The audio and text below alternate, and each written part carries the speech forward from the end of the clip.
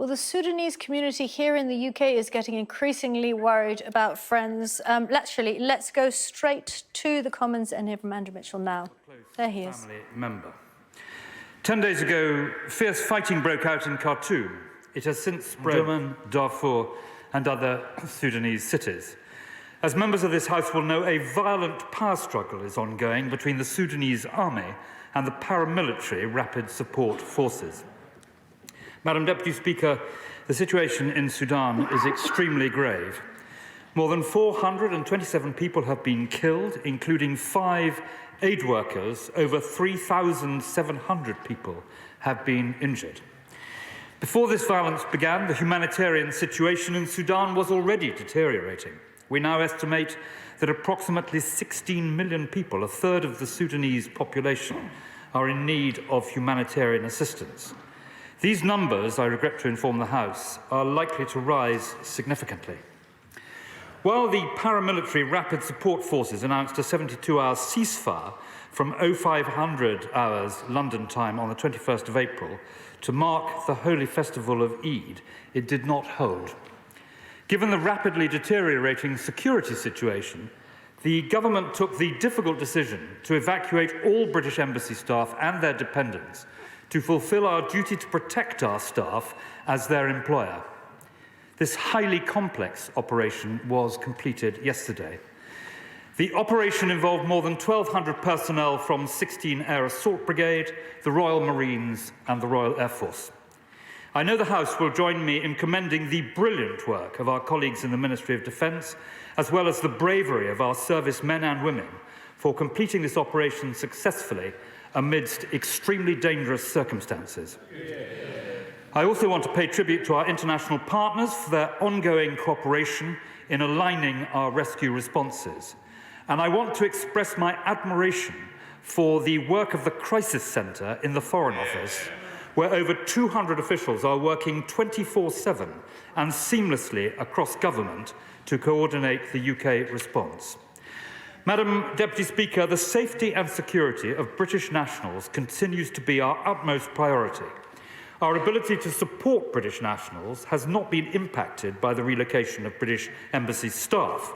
The evacuation team will continue to operate from a neighbouring country alongside the Foreign Office in London, which is working throughout the day and night to support British nationals and push for a ceasefire in Sudan. We are asking all British nationals in Sudan to register their presence with us. The roughly 2,000 British nationals registered with us already are being sent, sometimes with great difficulty, at least daily updates by text and email. This step helps enable us to remain in contact with them whilst we find a safe passage from Sudan. Movement around the capital remains extremely dangerous, and no evacuation option comes without grave risk to life. Khartoum Airport is out of action, energy supplies are disrupted, food and water are becoming increasingly scarce, internet and telephone networks are becoming difficult to access. We continue to advise all British nationals in Sudan to stay indoors wherever possible. We recognise circumstances will vary in different locations across Sudan, so we are now asking British nationals to exercise their own judgment about their circumstances, including whether to relocate, but they do so at their own risk. Ending the violence, Madam Deputy Speaker, is the single most important action we can take to guarantee the safety of British nationals and everyone in Sudan. The Prime Minister, the Foreign Secretary, the Secretary of State for Defence and I have been in continuous contact with allies and with key regional partners since the outbreak of violence to agree a joint approach to both evacuation and de-escalation of violence. Over the weekend, the Prime Minister spoke to his counterparts, including Egyptian President Sisi and the President of Djibouti.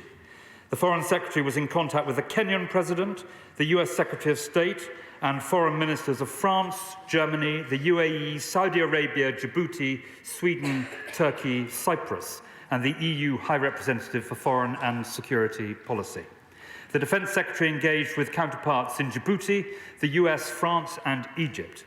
I have spoken to the African Union and the Prime Minister in exile of Sudan, upon whom so many hopes rested. Further escalation of this conflict, particularly if it spills over into neighbouring countries, would be disastrous. As we continue to make clear, there must be a genuine and lasting ceasefire. Madam Deputy Speaker, we undertake to keep the House informed as the situation develops. Today, all MPs will receive a second Dear Colleague letter from the Foreign Secretary and myself. This will hopefully help to answer a number of frequently asked questions to assist honourable and right honourable members in supporting their constituents. Madam Deputy Speaker, I will continue to be in close contact with the House and provide updates wherever possible in the coming days. I commend this statement to the House.